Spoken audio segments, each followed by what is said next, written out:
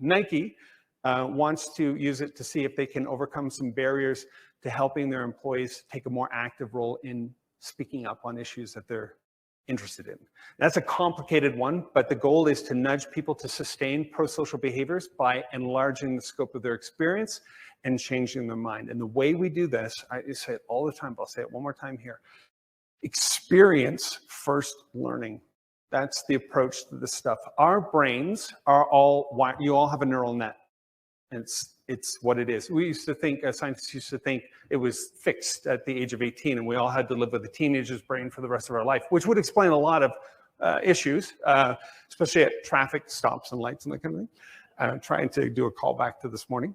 But now we know that it's constantly reinventing itself. Now, the thing is, it doesn't have after the age of 18, it doesn't get any more mass, like there's no new material. So it has to take parts of your memory that you are no longer using, break it all up, drag it over here and build a new synaptic pathway. And the synaptic pathway is triggered when your experience does not fit your expectation. So if you're going through life and everything's happening as normal in your system one thinking, yada, yada, yada, probably not much new neural growth that day.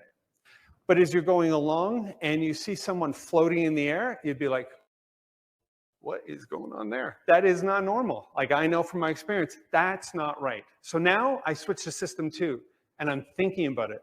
Now, if I determine that there's a gain or a pain point here, like a threat or a benefit, I'll continue to think about it.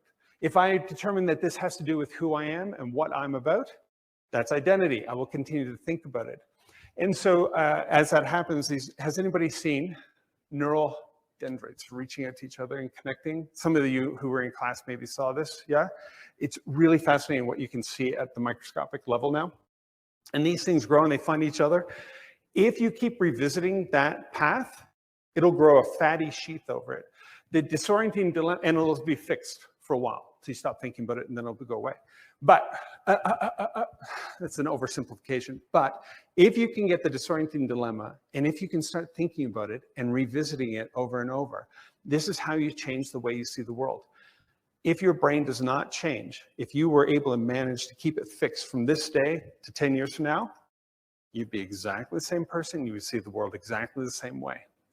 If you have new experiences that challenge how you see yourself in the world, what you believe to be true, and how you act, you'll grow new neural pathways, which will allow you to see the world differently. But your brain is a set of glasses by which you can perceive the world.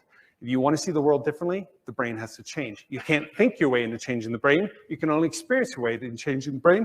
So if you drag a bunch of employees to a homeless shelter, they don't typically hang out with homeless people. In fact, we avoid them, don't talk to them. They're scary, they're a threat, but I'm going to go help them with their problem. That's fine. That's where we'll start.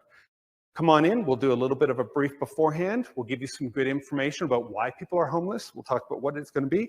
And then we provide a disorienting dilemma. And it would sound something like, we came here to serve food to these men who are on the street. But we are not here to solve the problem of the poor. They're not a problem to be fixed, right? We're not even going to make a dent in nutrition. Let's face it, this is one meal once a week.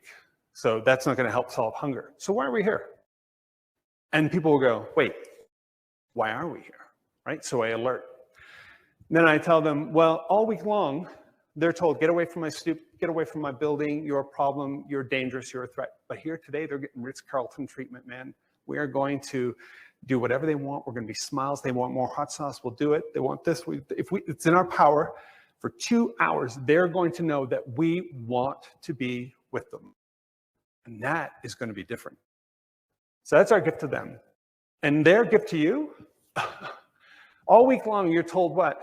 Buy more, sell more, make more, run faster, be smarter, be prettier, be taller, be bigger, be stronger. What are you contributing? Where's your value? How much do you own?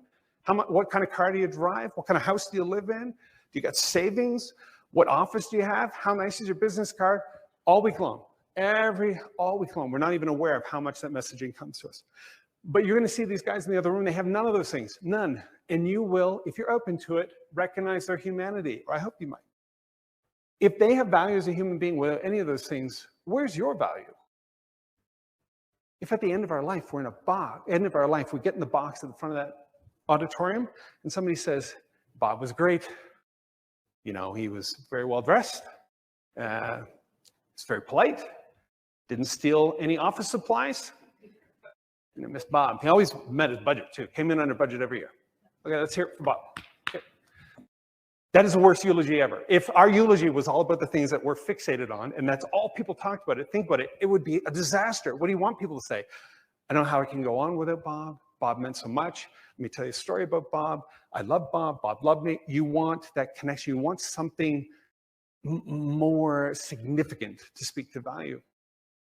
And so these men in the other room, if you're open to it, you may not be, but if you, at some point, you'll be open and you'll receive that gift and they'll say, where's your value? And you can leave with that. But that's why you're here, to receive their gift from them, and we're going to give them 2 hours of your life and make sure that they know they have value too. So it has nothing to do with food in that sense. It's all about who we are, right? In that sense, in that moment, you can trigger, for not everybody, not all the time, for some people some of the time, a moment where they have this disorienting dilemma and they think, wait, what? I thought I was here to help those people with their problem and make a difference. You're telling me I'm getting something from them? And they'll think about it. They won't disagree, but they just, I just have never had that thought before. The more we can get them revisiting that thought, the more acetylcholine will excrete in their brain, they'll have the new pathway, and the fatty tissue will form, but they need repeated exposure.